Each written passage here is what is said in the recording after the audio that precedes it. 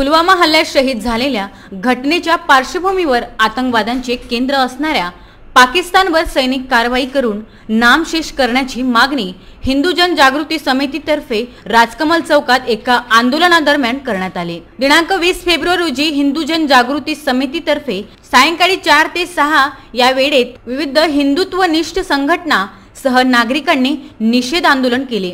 आतंकवादी आणि पाक सैनिक यांनी भारतीय सैनिकांना ठार करणे हा पाकिस्तानचा अघोषित युद्धाचा भाग आहे। काश्मीरमधील फुटीरवाद्याचे संरक्षण काढून त्यांना अन्य राज्यातील कारागृहात बंद करावे असा सूर या आंदोलनादरम्यान काढण्यात आला। या प्रसंगी आंदोलकांनी मोठ्या प्रमाणात घोषणाबाजी केली।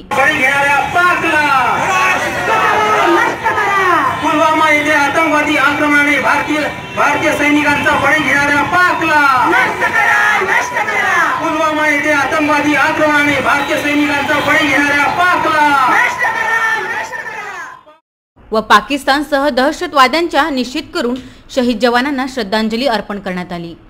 हिंदू जनजागृती समितीकडून आज राजकमल चौक येथे राष्ट्रीय हिंदू आंदोलनाचे आयोजन करण्यात आले आहे। त्यामध्ये आमच्या काही मागण्या आहेत। पहिली सर्वात महत्त्वाची मागणी म्हणजे नुकताच 14 फेब्रुवारीला पुलवामा येथे जो आतंकवादी हल्ला करण्यात आला त्यामध्ये आमचे 40 जवान शहीद झाले, याचा निषेध करण्यासाठी आणि त्या आतंकवादाचे मूळ असलेले पाकिस्तानवर कायमची बंदी घाला आणि त्याला नष्ट करा अशी प्रमुख मागणी या आंदोलनात आम्ही करत आहोत।